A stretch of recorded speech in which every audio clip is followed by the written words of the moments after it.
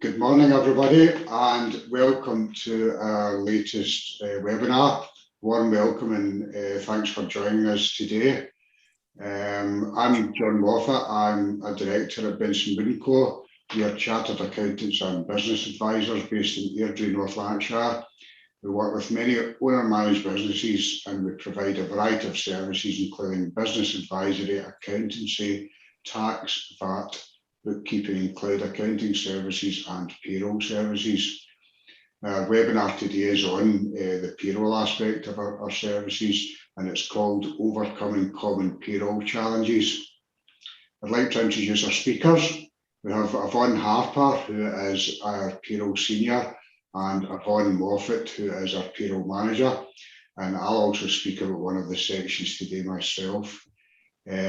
Both of Yvonne's are experts in all aspects of payroll, and they've got around an amazing 50 years experience between them on payroll matters. Just some quick admin. There's a Q&A box for any questions you have, and we'll answer questions at the end of the webinar. So again, welcome to our Overcoming Common Payroll Challenges webinar.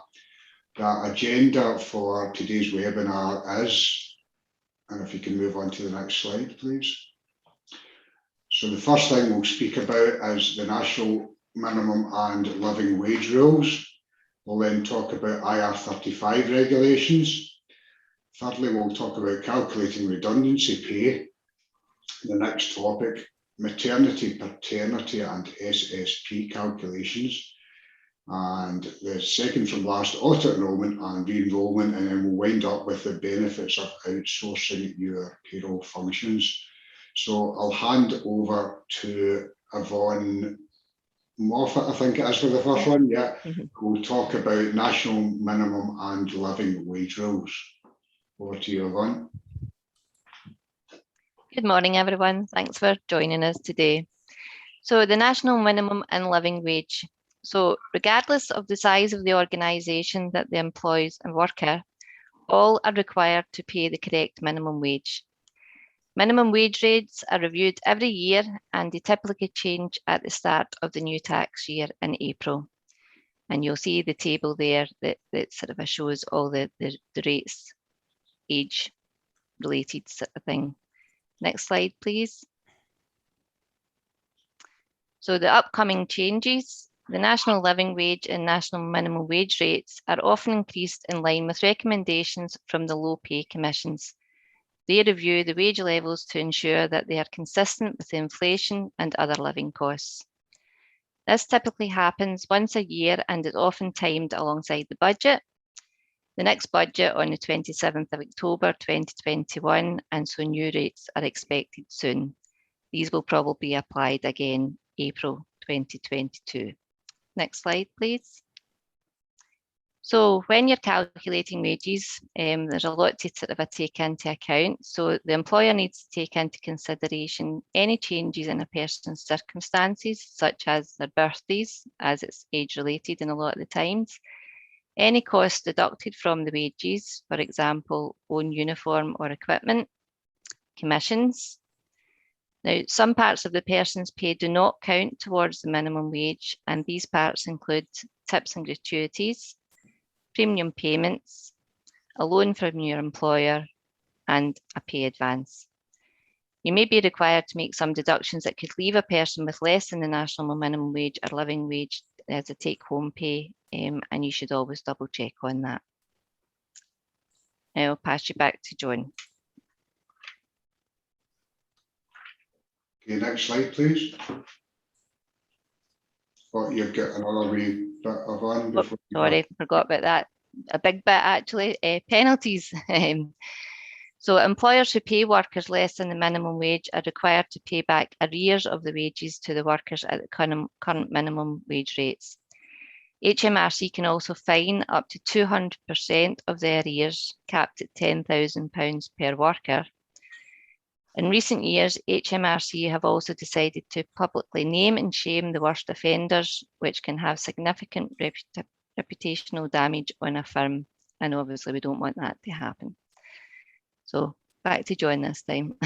Next slide, please.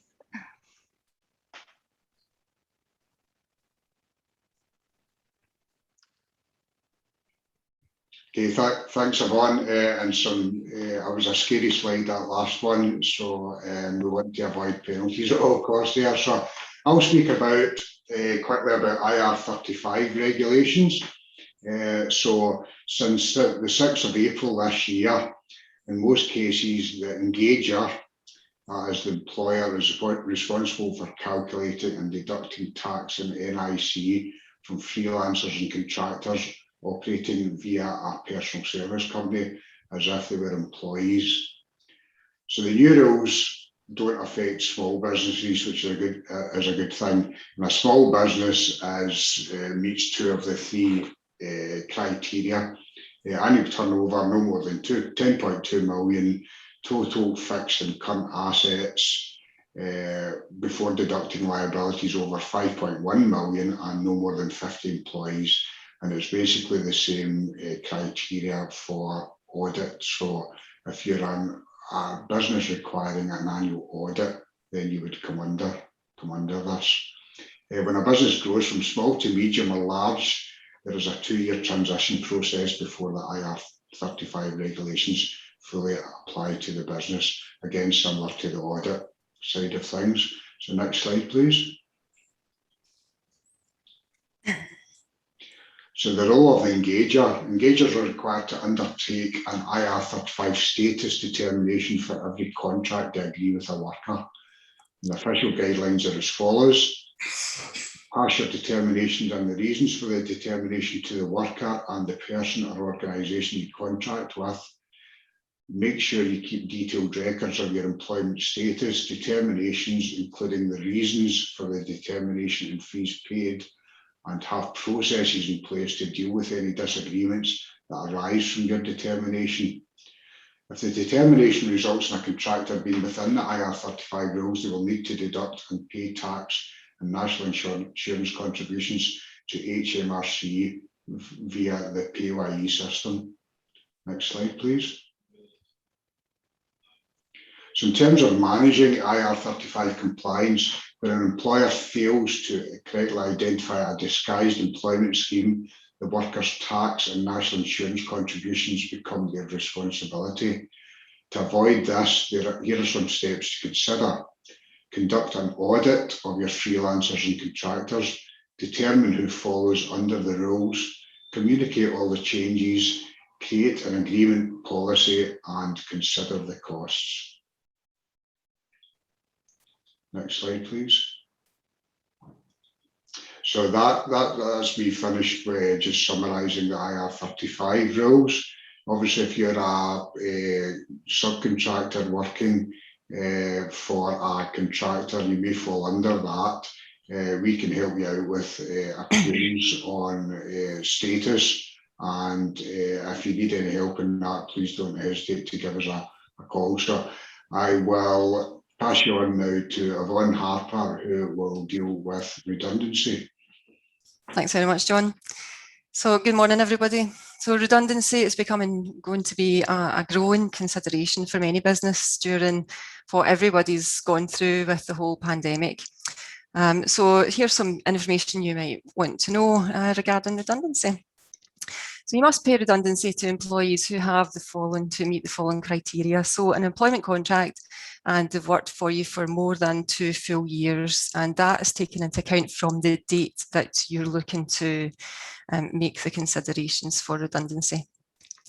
So however, the following types of work do not qualify for redundancy pay, which are armed forces, crown servants, domestic service, where they are a member of the employee's immediate family, the police force, and apprentices who are not employees at the end of their training.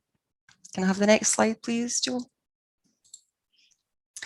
So that brings us on to calculating redundancy pay. So you must pay at least the statutory, which is the legal minimum amount, to your employees.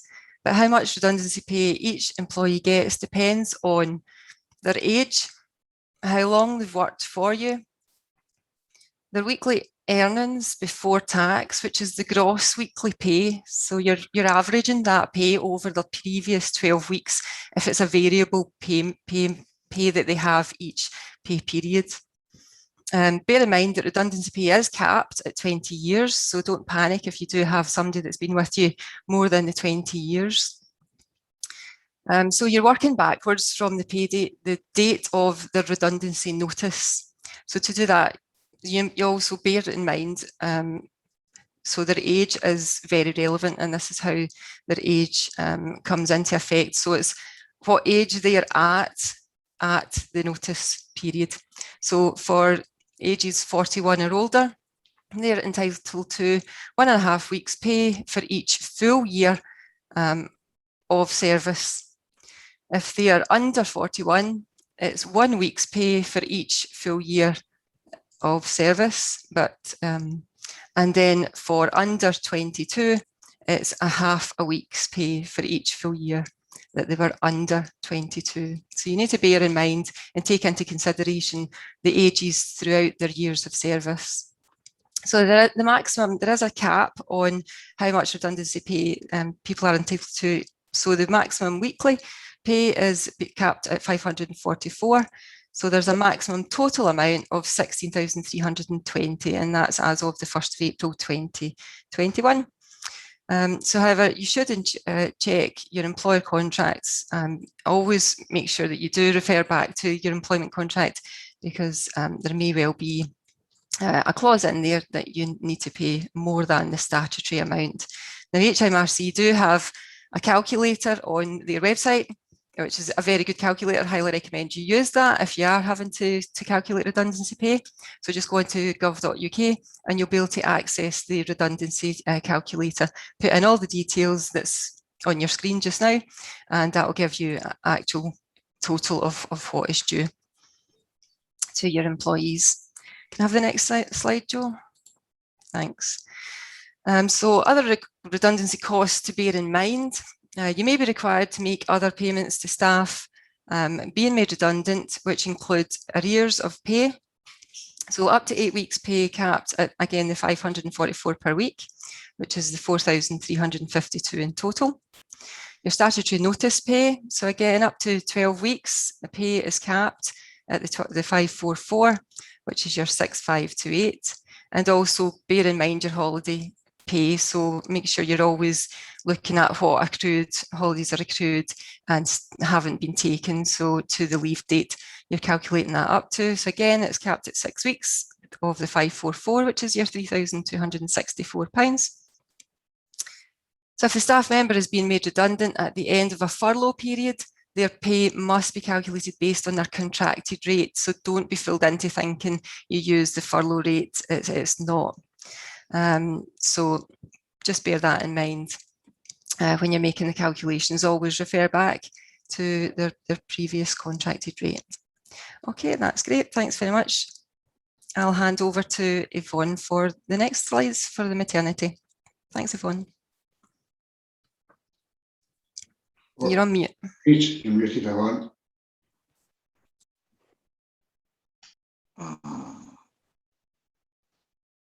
Hello. Yep, that is now. It's you now. Thank you. So maternity leave and pay. So eligible employees can take up to 52 weeks maternity leave. Now, the first 26 weeks of them is known as ordinary maternity leave, and the last 26 weeks as additional maternity leave. The earliest that they can leave can be taken as 11 weeks before the expected week of childbirth, unless, unfortunately, if the baby is born early. Employees must take at least 2 of these weeks after the birth of the baby. If a person experiences an early birth, including a stillbirth, after 24 weeks of pregnancy, they are still eligible for the maternity leave and pay. Next slide, please. SMP is for eligible employees can be paid up to 39 weeks and is usually as follows.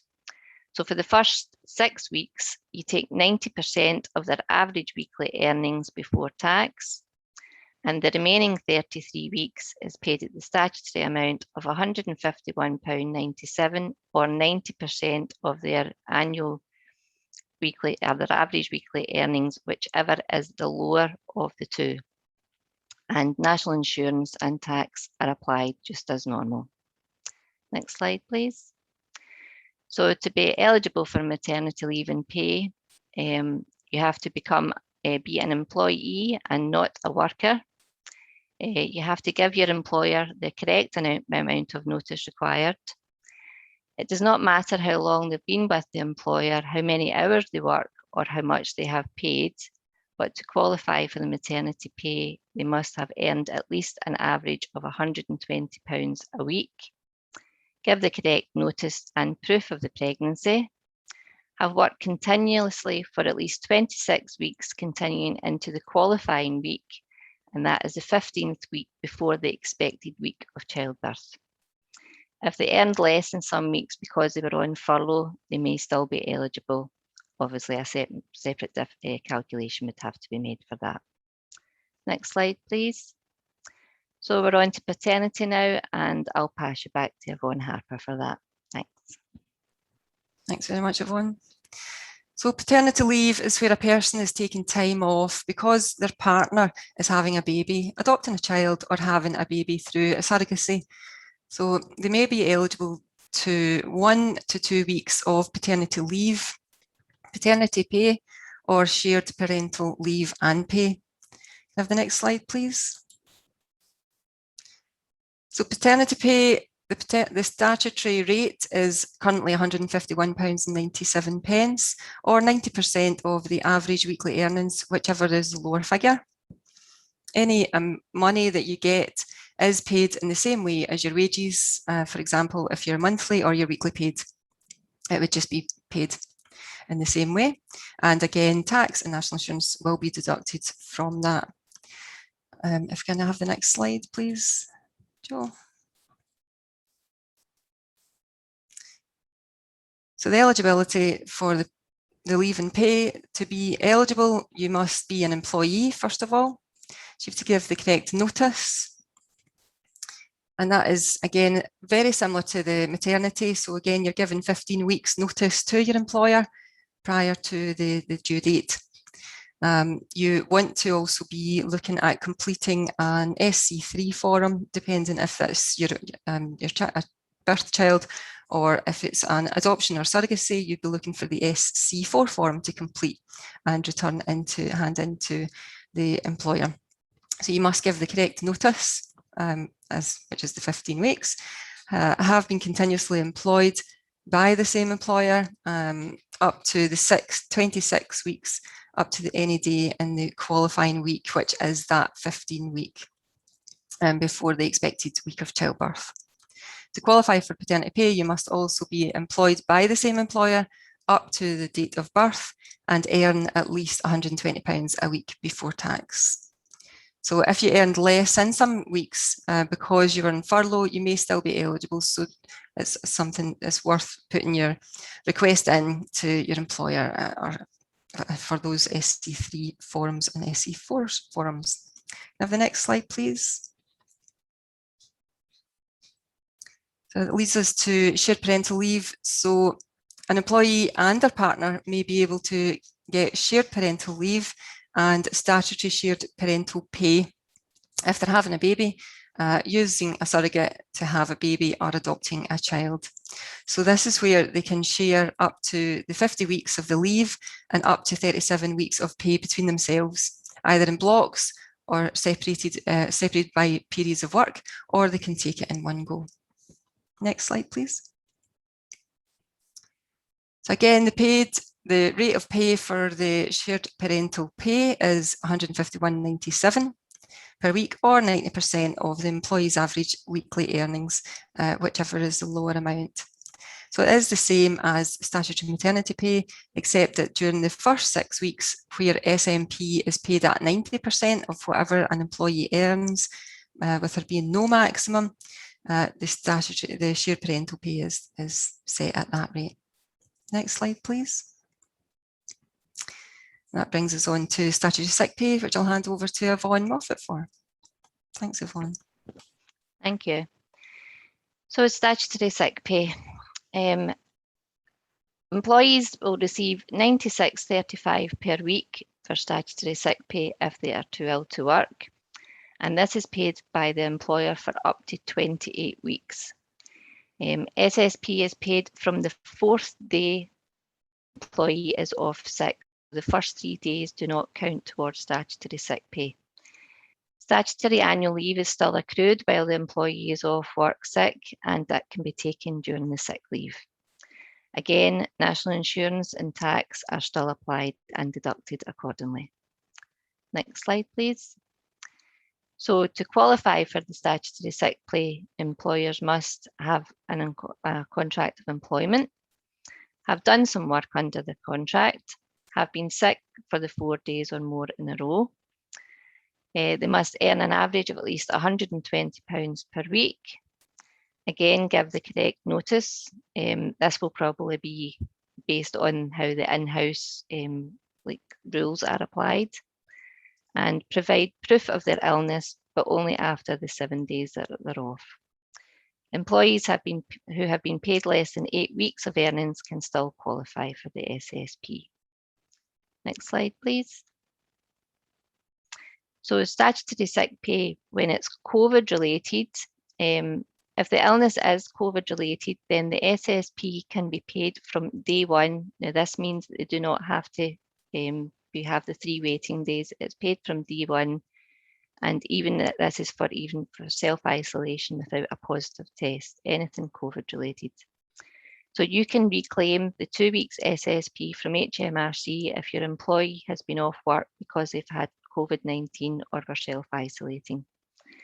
Now, obviously, you can only claim for employees who are off work on or before the 30th September, as obviously follows sort of the furlough pay and etc. is ceasing then. Next slide, please. Auto-enrolment, so I'll pass you back to Yvonne Harper for that. Thanks. Thanks, Yvonne. So the pensions regulator has set up that auto-enrolment is now very relevant to all employers, and it's basically where we've got to auto-enroll all employees who come under the following criteria. So anyone aged from 22 to the state pension age, earning enough to pay income tax at present, which is more than £10,000 per annum, should by now have been automatically enrolled into their employer's pension scheme. Those aged under 22 should automatically join the scheme when they either reach that age or start earning above the threshold. Employees can choose to leave a scheme at any time, and pension built up will stay in place, although they won't be able to get their contributions back after their first month. While an employee can opt out of a workplace pension, the employers are still obliged every 3 years to auto-enrol them back in, and that's to comply with the pension regulator. Next slide, please. So up until the April 2018, employers only had to contribute 1% of the employee's salary into their pension scheme. However, changes to the minimum auto-enrolment pension contributions mean that employers must now contribute at least 3% of their wages. So it's up to employers whether they contribute the additional 5% or whether it is provided by the employees themselves. Next slide, please. So it brings us on to the re-enrolment again. So re-enrolment and redeclaration must be completed every 3 years. You must re-enroll staff who left your workplace pension or reduced their contributions back into the scheme and complete a redeclaration of compliance form. And again, that's every 3 years that comes out to you. So again, it's very important that we keep up to date with all this because it is your legal duty as an employer. The redeclaration must be completed within 5 calendar months of the 3rd anniversary of your original staging date, and your staging date being when you first employed people. So So the auto-enrolment and re-enrolment are not optional, and as an employer, you have a duty to offer your employees an appropriate scheme and conduct the re-enrolment process. Next slide, please. And I'll hand back over to Yvonne for our final slide. Thanks, Yvonne. So we get to a good bit here, the benefits of payroll outsourcing, how we can help you. So business owners face many challenges when it comes to their payroll function and ensuring that the business remains compliant and pays staff the correct wages, and this can be very time consuming and stressful. So at Benson Wood, we already work with a wide range of businesses from various sectors to deliver effective outsourced payroll services. Here's just a few reasons that you may want to come and outsource with us. So you have lower employment costs, continuity of service, scalability, experience and expertise from myself and Yvonne Harper. And a good point here is RTI compliance. Now, real-time information has been in place for a good few years, and HMRC are really sort of cracking down on this. Everything is submitted on a timely manner. You would have reduced overheads, fewer development costs, system improvements. We would put everything that we could into place with our very good system that we have. You've always got additional advice on hand from us. There's help with HMRC, and let's face it, who doesn't need that nowadays? And the biggest thing of all is it saves you time and reduces your stress and lets you go and get on with what you need to do with your business. So thanks for everything, and thanks for joining us, and I'll pass you back to John.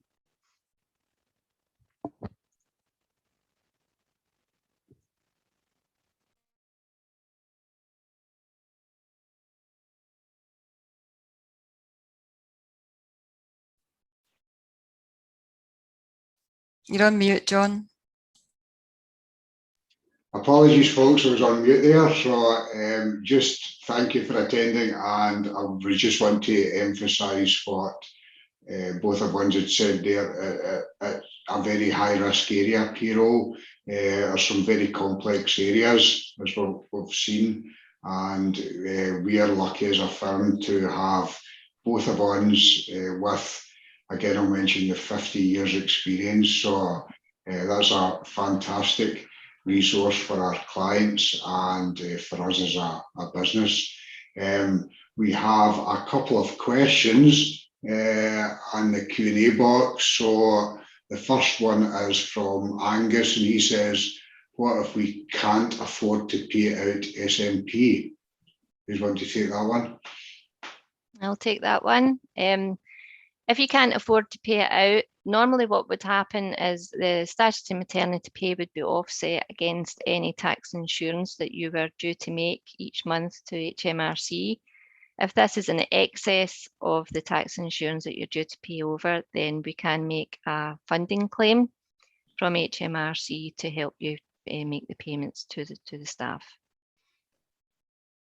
Okay, thanks, Yvonne. And the other question we had is from Kevin. Can I, as an employee, increase the percentage of my wage that goes into my pension scheme, which is currently set at 5%? If so, how would I go about this? I'll take that one, John. So yes, you can increase it up to whatever percentage you're comfortable to put in. And to do that, you basically, if you have a payroll department, contact your payroll department and they'll be able to put that in place for you and discuss everything with you. If you don't have a payroll department, then I would suggest you speak to your manager, because if we're using a bureau, then you can, your manager can put that forward to the likes of ourselves, and we can put in place any changes that's required. Now, one thing I would say with regards to pensions is there is a lot of information, very useful information on Citizens Advice with regards to, you can future information if you want to see where your pensions are and have a look at it. If you lose pensions, there's a lot of us go from job to job, and many of us forget who we had a pension with because we left that employment many years back. So there is such a thing as a pension tracing service. So I would recommend that anybody that's looking to trace old pensions, you can use that pension tracing service, and there is a link on the gov.uk website as well as Citizens Advice. Thanks very much. Okay, so thank you very much. Just the next slide, please, Jo. Yeah, so just our contact details, our telephone number is there, and our payroll department's email address, payroll@benson-wood.co.uk. So please don't hesitate to contact us. And thanks for joining us today, and thanks to both of us and their 50 years experience for presenting. And we'll see you all soon. Thank you. Thank you. Bye-bye. Bye.